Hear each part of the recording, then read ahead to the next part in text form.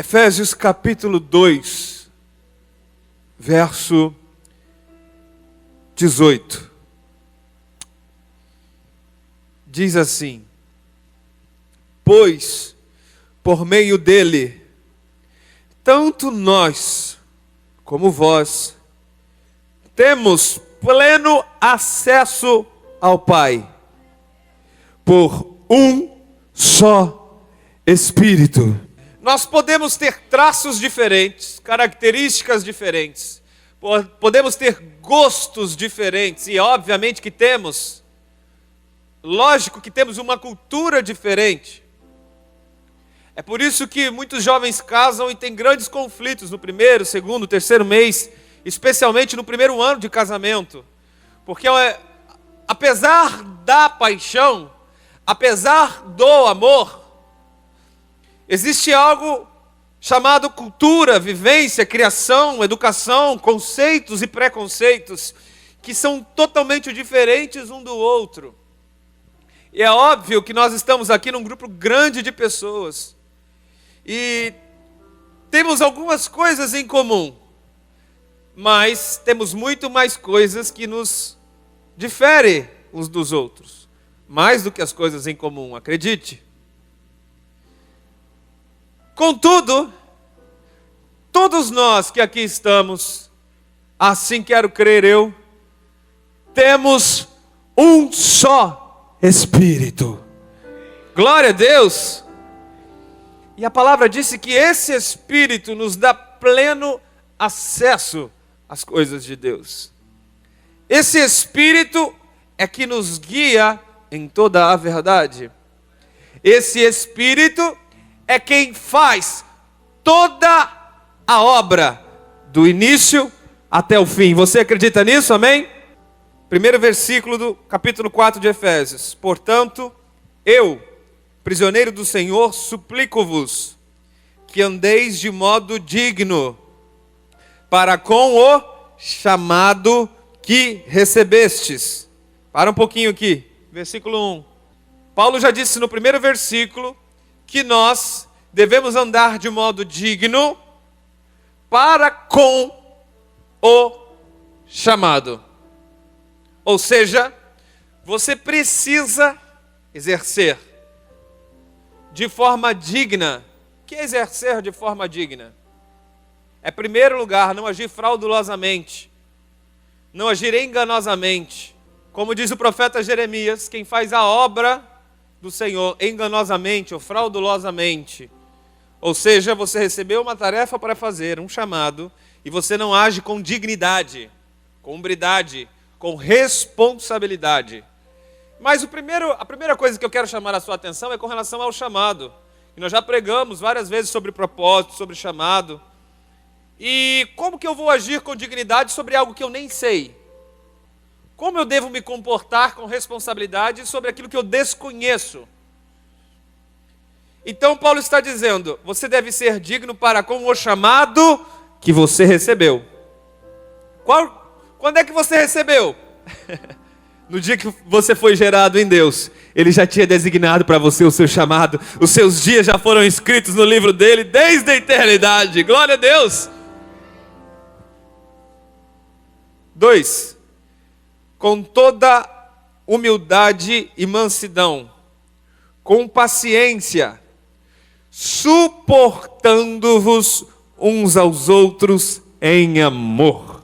A palavra-chave aqui é em amor. Porque nós devemos ter o suporte um ao outro, dar suporte, carregar as cargas uns dos outros em amor. Não é com um amor. Ou seja, o amor ele não é um advento, ele não é uma mochila, ele não é um troço que você pega e carrega, ele não é um adicional. Você deve suportar e carregar os fardos uns dos outros ou seja, através de, glória a Deus, em amor.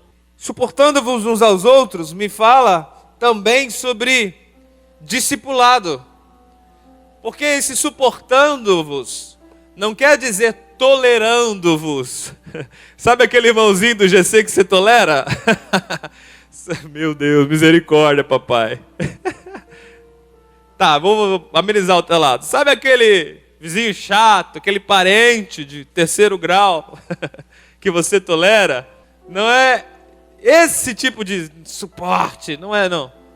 É suporte de dar suporte. É suporte de você prestar o seu serviço em amor. Amém? Isso me fala de discipulado. Não sei se você está entendendo.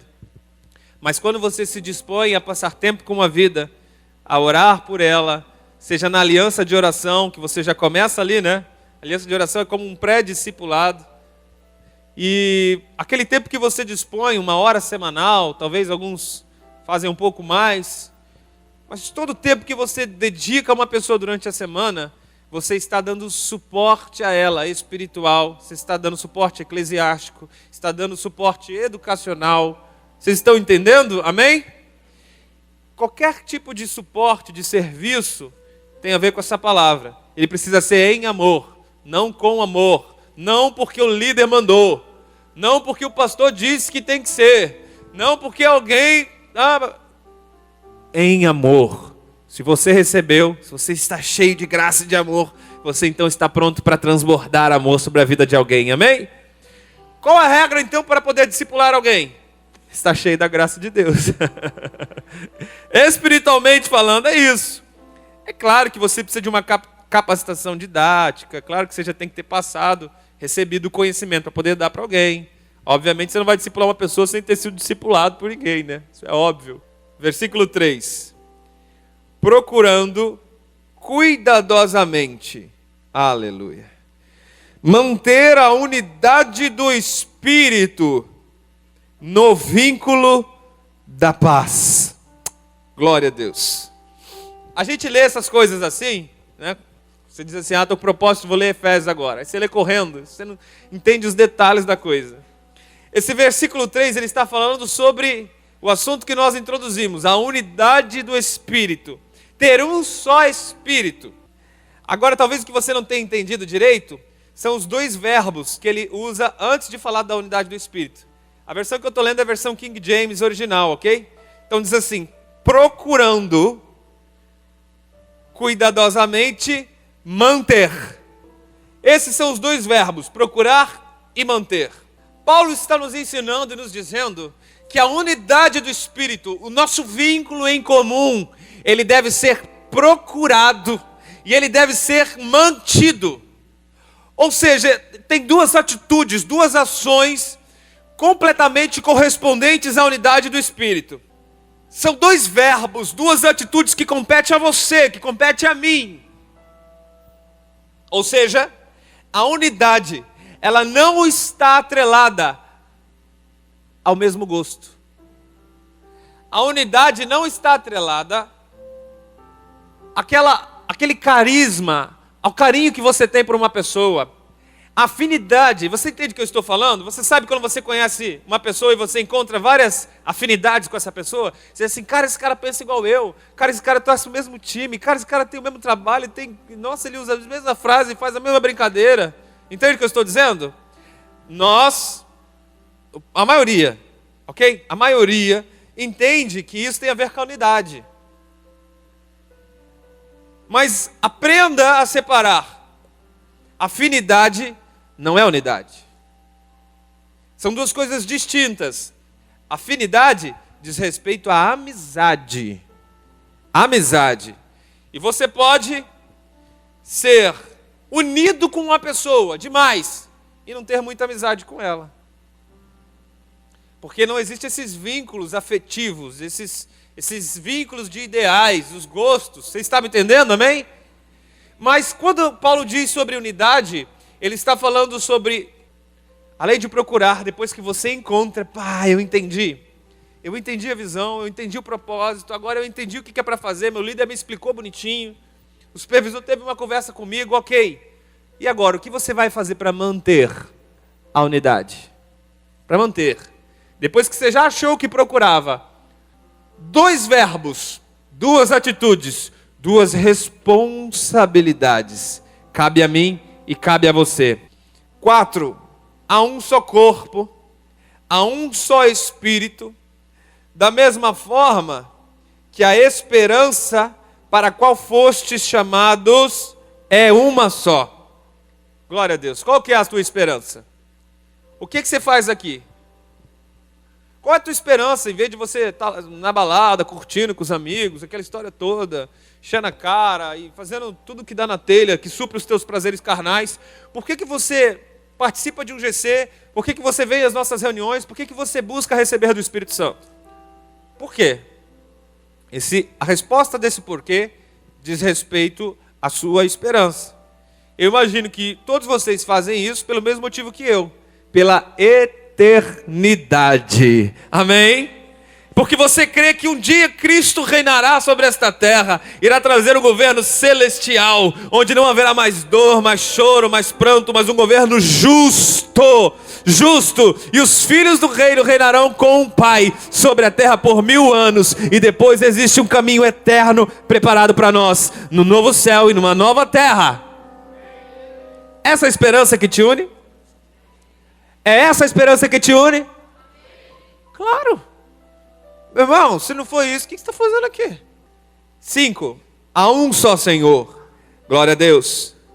Há uma só fé. Glória a Deus. Há um só batismo. Meu Deus. Ei. Há um só Deus. Há uma só fé. Genuína. Verdadeira. É disso que Paulo está falando. Nós sabemos que existem muitos deuses pagãos pelo mundo. Não é verdade? O que Paulo está querendo dizer? Verdadeiro, só tem um só Deus. O que Paulo está querendo dizer? Verdadeiro, só tem uma só fé.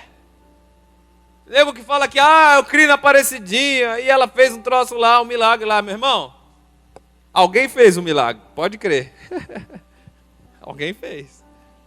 Talvez esse alguém seja o que está descrito no livro de Salmos, que está por detrás da imagem. Que eu não preciso citar aqui, depois você vai pesquisar. O que está por detrás da imagem? E ele completa. Batismo. Há um só batismo. Verdadeiro. Tem um só. Tem vários tipos de batismos por aí. Se é que você me entende. Mas de verdade, que o céu reconhece como batismo, só tem um. Aliás, simples de uma vez, a palavra batismo, no seu original, ela significa imersão. Esse é o sentido da palavra original. Então, como uma pessoa pode dizer que foi batizada se ela não foi imersa? Como é que existe essa possibilidade, irmão?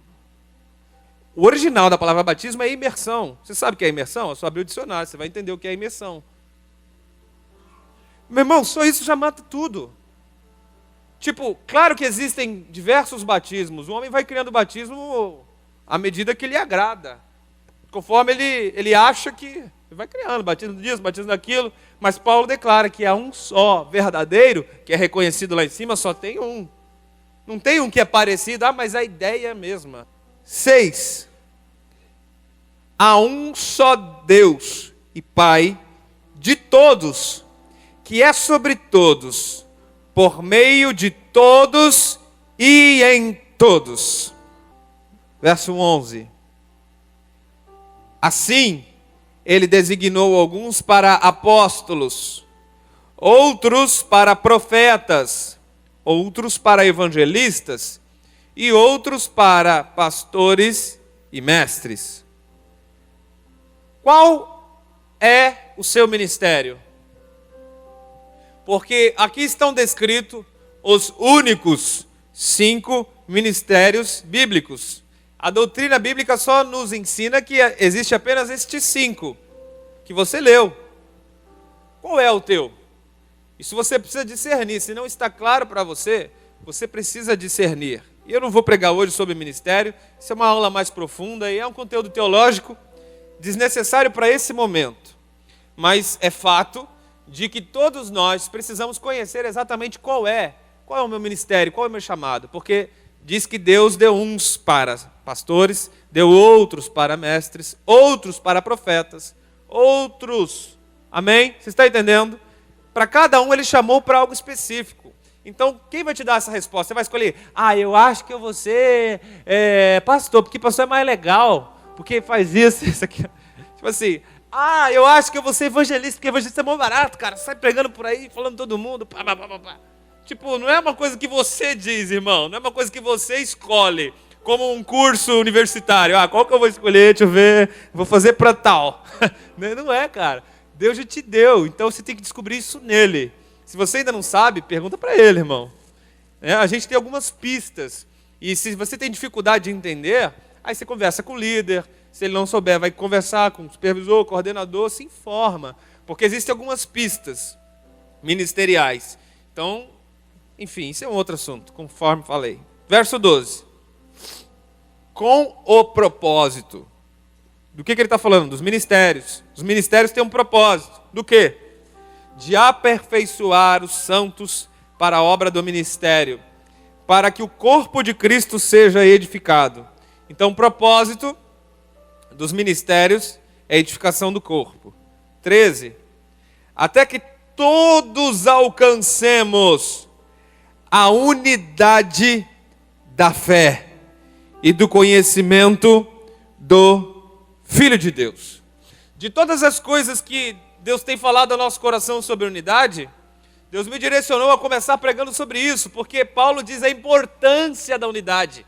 Meu irmão, todos os 5 ministérios, eles trabalham com um propósito. Qual que é o propósito? A unidade do corpo de Cristo. Meu Deus! Esse é um assunto que tem que ser falado, ensinado, pensado, lido, relido. Porque se todo o corpo de Cristo que somos nós, a união da igreja, a noiva do Cordeiro, nos unimos aqui com que propósito? Fazer barulho, fazer eventos, chamar cantor, atrair pessoas para inchar os grupos e a gente ter aqui um segundo culto, daqui a pouco encheu o segundo culto, ter um terceiro culto. Se você crescer com essa ideologia, com esse entendimento, você vai ser uma casa grande e bonita, construída na areia, em que Jesus disse que sopra o vento, vem as tempestades, e na primeira tribulação essa casa cai, porque ela não tem fundamentos sólidos. Mas o Senhor Jesus está nos direcionando e nos instruindo a construir e edificar sobre a rocha firme, chamada Cristo Jesus. Os 5 ministérios escolhidos por Deus, todos o teu chamado, todas as intenções que Deus coloca no seu coração, elas servem para edificar a noiva, com um propósito de gerar unidade, com o propósito de entendimento de um só Espírito. Então vamos aprender mais sobre unidade. Olha o 13, eu vou repetir para você entender aquilo que eu estou te falando. Até que todos alcancemos a unidade da fé e do conhecimento do Filho de Deus. Ou seja, o Filho de Deus ele precisa ser manifestado com você de tal forma em que você e o Pai são um, em que você e os seus irmãos e a igreja espalhada pela nação são um em Cristo. Isso é um alvo, até que alcancemos. Paulo fala que isso é um alvo, ou seja, isso é uma meta, isso é o nosso objetivo, o nosso propósito. Deve ser o destino da igreja enquanto está aqui na terra, alcançar a unidade. Continuamos no 13. E cheguemos à maturidade, atingindo a medida da estatura da plenitude de Cristo. Meu Deus, cara, é muito profundo, cara. Sério. 14. O objetivo, olha como é claro o texto, olha como é claro. O objetivo é que não sejamos mais como crianças. Oh, meu Deus. Sabe qual é o objetivo? De você vir aqui, de você ouvir as mensagens, do Espírito Santo te encher. Sabe qual é o objetivo? Paulo está... Cara, mais claro que isso é impossível. Mais claro que isso é impossível. Está dizendo assim, é que não sejamos mais uma criancinha. Você lembra de como você era criança? Que você era manhoso, mimado, você passava numa prateleira de uma loja, você queria, isso aqui é para mim, isso aqui eu quero. Tomava o brinquedo dos teus irmãos, invejava, dava tapa na cara dos outros. Lembra tanto de... Cara, ele está falando do contexto espiritual que tem muita gente que passa anos numa igreja, se reunindo semanalmente, mas por dentro, espiritualmente, é uma criança. É um bebezão, manhoso, mimado, que se mas papai, eu quero isso. Fica berrando e chorando.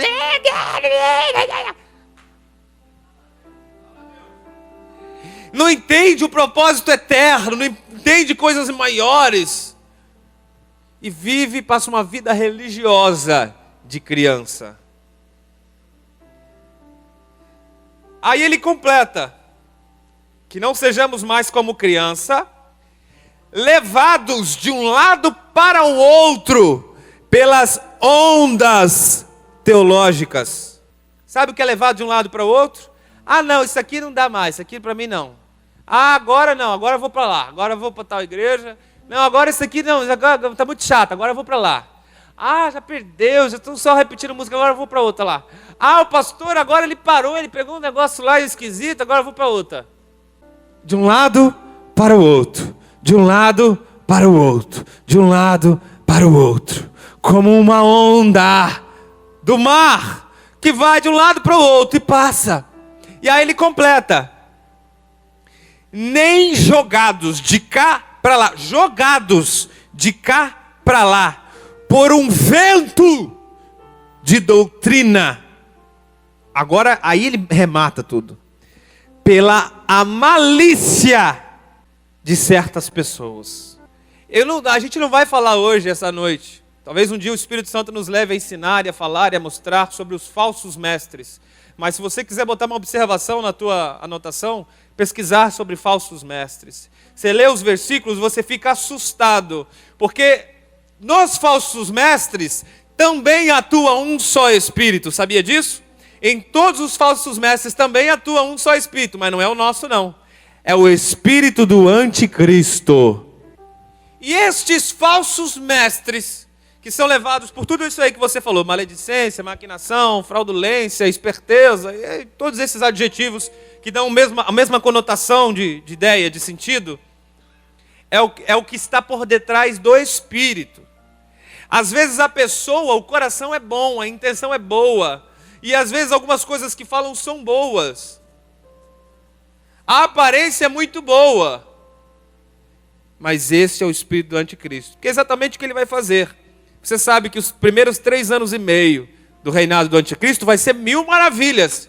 Serão 3 anos e meio que todo mundo vai ter paz absoluta, estabilidade financeira no mundo, as coisas vão se ajeitar. Então aparentemente vai ser cheio de boas intenções, mas o fundo já está projetado. É desgraça, tribulação, terror e morte. E a pergunta que é, qual é a voz de comando sobre a sua vida?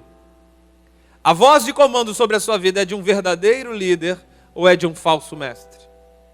Por detrás de toda voz existe um espírito. Impossível haver voz sem houver um espírito. Agora, qual é o espírito?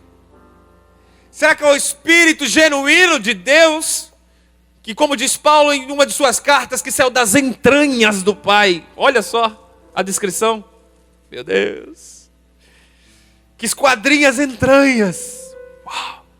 Será que é esse espírito? Ou será que é um espírito de um falso mestre? Verso 15. Aliás, vamos terminar o 14 que eu não terminei, né? Jogados de lá para cá, por todo o vento de doutrina. O que é o vento de doutrina?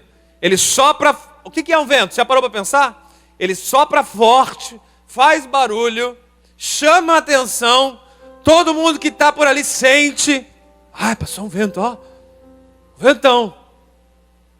Só que ele passa. Uma hora o vento passa. E com ele vem a sujeira. Já percebeu que toda vez depois que passa o vendaval fica aquela sujeira danada no quintal? Né? Folha jogada para tudo quanto é lado, levantou sujeira de onde você nem viu que tinha sujeira. Essas são as características do vento. Ventos de doutrina. O que é a doutrina? Na essência da palavra é ensino. Então, ventos de um ensino. O que são ventos de um ensino? De uma falsa doutrina. É tudo aquilo que é pregado que está fora daqui.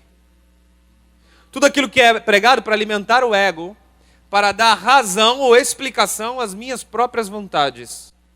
Então, porque eu tenho uma vontade de fazer determinada coisa, eu vou usar um versículo bíblico isolado, sem um contexto teológico, sem assinatura teológica, para justificar o porquê que estou fazendo aquilo. E, gente, entenda que esse é exatamente o espírito do anticristo, porque ele parece que é uma coisa boa. Ele prega o amor de Cristo, ele parece que é uma coisa floreada, pega a paz, pega a alegria. Mas o que está por detrás do espírito do anticristo é morte, destruição e tribulação. Senão ele não seria o espírito do anticristo, meu irmão. Pode ter outros espíritos, o espírito de Maomé, é o espírito Buda, sei lá, o espírito do Muhammad Ali, sei lá. Sabe, tem tantas doutrinas boas pelo mundo, verdade. Se você olhar, a Madre Teresa de Calcutá, ela foi uma grande mulher, cara. Uma vez eu li superficialmente a história dela. Pensa numa mulher top de linha. Gandhi, esse é o cara que eu estava tentando lembrar, foi outro cara sensacional. Por que você não chama a doutrina de paz e amor de Gandhi? Madre Teresa de Calcutá, por que tem que botar Jesus no meio? Porque é o espírito do anticristo. Não é do anti-Madre Teresa de Calcutá. Não é do anti-Gandhi. Não é do anti-Martin Luther King. Anticristo, porque parece com Cristo, mas é um falso Cristo. Assemelha-se. Em várias coisas é igual. Mas a música é igual, mas a mensagem é igual, mas ele leu a mesma coisa. São várias coisas que são iguais. Mas a essência, o espírito é outro. Não é a capa que é. Nós não estamos falando do corpo, do estereótipo, dos vídeos, da imagem, da fotografia. Nós estamos falando do espírito. Vocês estão entendendo, sim ou não? Amém? O espírito é outro. Aquilo que os une, aquilo que nos une. Verso... eu não terminei ainda o 14, né? Jesus. Com vento de doutrina, pela malícia de certas pessoas que induzem os incautos ao erro. Induz. O que é induz? Vai por aqui que você está indo no caminho correto. Induz, direciona, aponta. Os incautos. Quem são os incautos? São os imaturos, são as crianças da fé, são as pessoas que não esquadrinham, não analisam as escrituras, não se perguntam, não fazem questionamentos, não querem ter experiências mais profundas com o Espírito. Que são os incautos? Já viu aquele povo que diz assim, eu tenho que ir domingo na igreja porque a igreja é o alimento, né? Domingo é o alimento. Né? Já viu isso aí? Isso aí são os incautos. Que vem no domingo para se alimentar. Eu vou lá para alimento, eu vou ter que ir lá me alimentar. É o cara que não questiona, que não faz pergunta, que não pesquisa, que não procura ler a Bíblia, ele não tem um tete-a-tete com Deus, não quer saber se o Espírito está falando com ele, se o Espírito está conduzindo, sabe? Ele não está nem aí. Ele diz assim, hoje a mensagem foi para mim. Aí diz assim, hoje, esse sábado aí o pastor não está com nada não. Ele ficou pregando os negócios lá que eu não entendi. Ele ficou falando mal de fulano, de ciclano, de beltrano. A pessoa não se comunica com o Espírito. Não entende o Espírito que sai desse altar. Ela se comunica com aquilo que lhe agrada. Ela vê um alimento e diz assim, esse alimento hoje é bom. Esse alimento hoje fede, é ruim, é azedo, é forte. Isso eu não estou afim. É porque ela vem para se alimentar. Mas Jesus nos ensinou que nós nos alimentamos diariamente no quarto secreto. Para que é então a reunião, as pregações? Para complementar, para confirmar, para reforçar, para redarguir, como diz Paulo ensinando a Timóteo, para instruir, para confrontar de algumas formas, mas nunca para alimentar. Quando diz alimento, maná, diário, a Bíblia fala de tete a tete com Deus. Líderes de GC, levante as mãos, por favor. Apenas os líderes de GC, levante bem alto. Tem uma palavra para você agora. Pode baixar. Esse versículo é para você. 15. Longe disso, seguindo a verdade em amor, cresçamos em tudo naquele que é a cabeça, Cristo Jesus. Dele, todo o corpo ajustado e unido. Olha aí a união de novo. Pelo auxílio de todas as juntas, cresce e edifica-se a si mesmo em amor, na medida em que cada parte realiza a sua função. Entendeu, líder? Entendeu? cada parte ali tem uma função. Cada um tem uma função. E só existe edificação e crescimento. Talvez o líder de GC anda com conflito. Mas tem muito tempo que o GC não cresce. Tem muito tempo que o negócio não vai. Tem muito tempo que... Ele cresce, Paulo está dizendo, à medida em que cada parte faz a sua função. Se ele não cresce e se não há edificação no GC, quer dizer que as pessoas não entenderam a sua função ali. Ou entenderam e não estão fazendo. Porque a Bíblia diz que é Deus que dá o crescimento. E é desejo de Deus que o seu GC multiplique, cresça, que várias pessoas vão para o encontro com Deus, sejam usadas, tocadas, cresça, gere, vai. É desejo de Deus, sim ou não? Claro que sim. Deus quer dar o crescimento, meu filho. Mas a Bíblia está dizendo que ele cresce e ele se edifica à medida que cada um faz a sua função. Meu Deus! Isso fala sobre delegar, isso fala sobre ensinar, isso fala sobre instruir. Cada um fazendo a sua função. Fulano, você hoje cuida da oferta da semeadura. Fulano, você hoje vai cuidar da cadeira vazia. Fulano, você hoje vai cuidar de trazer uma oração aqui. Fulano, você hoje vai cuidar dos textos. Você vê esses textos. Está entendendo ou não? Sim ou não? Amém? Fulano, você hoje vai cuidar do ENA. Quero um ENA legal no final do mês. Amém ou não amém? Aí vem aquele assim, parece que vale festa. Brincadeira. Brincadeirinha. A pessoa diz assim, já começa a tremer na base. Não, eu não posso, eu sou novinha demais. Né? Mas, cara, você tem que entender, agora eu estou falando com os membros, tá? Você tem que entender que quanto mais você fizer, mais você vai pegar experiência, know-how e mais você vai se qualificar para fazer. E ninguém está ali para te julgar, você fez errado.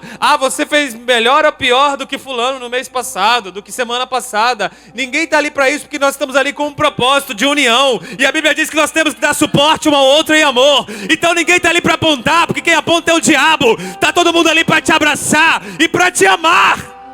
Então às vezes fica essa guerrinha de vaidade, de medo misturado com ansiedade, tantas coisas que mexe e às vezes impede a pessoa de exercer a sua função. Eu vou falando com vocês, membros, não deixe de exercer a sua função. Se o líder delegou algo para você, faça com amor e em amor, porque você não está ali numa briga, num campeonato, concorrência, vamos ver quem faz melhor. Aí no final do ano a gente passa o ranking, vamos ver, fulano foi o primeiro, ele fez melhor de tudo, bonitinho. Cara, pelo amor de Deus, você não entendeu. Se você rejeita e deixa de fazer aquilo que foi delegado, o GC não está crescendo e não está se edificando, porque você não está fazendo a sua função. O negócio cresce à medida que cada um pega junto. Aí você vê o líder tem que ficar, galera, vamos chegar pontualmente no GC, tá? Não vamos chegar atrás. Pelo amor de Deus. Irmão, você não entendeu a unidade. Você não entendeu o mesmo espírito. Pegar junto, cada um fazer uma parte. As juntas estarem alinhadas, sabe o que é juntas? Juntas conectam um ao outro. Isso é a vida da igreja. GC é o corpo de Cristo na essência, na base, no dia a dia, nas casas, nas famílias. GC é a coisa mais preciosa e poderosa que tem, irmão. Você não entendeu? Discipulado, você sair dali e poder ter um tete a tete com alguém, é a coisa mais maravilhosa que você pode ter na vida.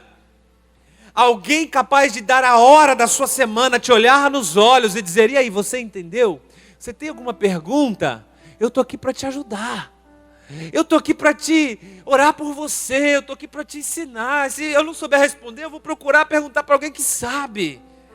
Porque não é legal você viver com perguntas e não ter resposta para elas. E nós estamos falando aqui de questões eternas. Não estamos falando de uma questão econômica, financeira. Não estamos falando de uma questão que vai cair no vestibular, que vai cair na prova no final do mês. Nós estamos falando de questões que elas têm a ver com a sua vida eterna. Cara, existe coisa mais preciosa do que isso? Do que o discipulado, do que o grupo de crescimento? Os valores estão invertidos em algumas pessoas. O processo parece que está invertido. Parece que o líder tem que insistir.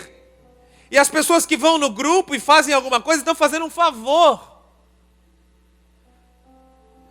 Aí o líder chega no final e diz assim: cara, obrigado, hein? Obrigado porque você preparou a mensagem, porque você leu o versículo aqui, obrigado. Você está louco, irmão? Para de falar obrigado, líder. Porque ele não está fazendo para você, ele está fazendo é para Deus. E quando ele estiver fazendo para você, ele vai se sentir desvalorizado. E quando ele estiver fazendo para você, ele vai se sentir descompensado, ele vai se sentir injustiçado. Ele vai sentir que aquilo que ele fez não tem valor. Ou você vai estar no mínimo ensinando coisas erradas para ele. Porque ele não está fazendo para você, ele está servindo ao corpo. Ele está servindo ao corpo com um objetivo claro: deixar de ser criança espiritual. Está claro, a gente leu aqui. Qual é o objetivo? O objetivo: para de ser criança, para de ser levado pelo vento, pelas ondas, e seja guiado pela sã doutrina, pela doutrina verdadeira. O objetivo é que nos tornemos como Cristo, maduros na plenitude da presença e do poder do Espírito. É um só Espírito que nos une. É João capítulo 10, verso 26. Vós não credes, porque não sois minhas ovelhas. As minhas ovelhas ouvem a minha voz, e eu as conheço, e elas me seguem. Existem as ovelhas que acham que são ovelhas, psicologicamente ela é uma ovelhinha. Existem os lobos que são disfarçados de ovelha, tudo isso é bíblico, tá? Se você for pesquisar, tudo isso é bíblico. Existe a ovelha que é perdida, por vários motivos ela se perdeu, por decisões próprias ou por circunstâncias geradas com outras pessoas. Mas aqui Deus está deixando claro quem é a ovelha dele e quem não é a ovelha dele. A característica clara de quem é a ovelha de Cristo: é Deus falando. Deus falou hoje no Atração, glória a Deus. Se você está reconhecendo e sentindo Deus, o Espírito está falando ao teu espírito, reconhece. Agora existe uma segunda característica, porque existem as ovelhas que apenas reconhecem, mas escolhem não seguir. As ovelhas verdadeiras reconhecem a voz do Mestre e o seguem.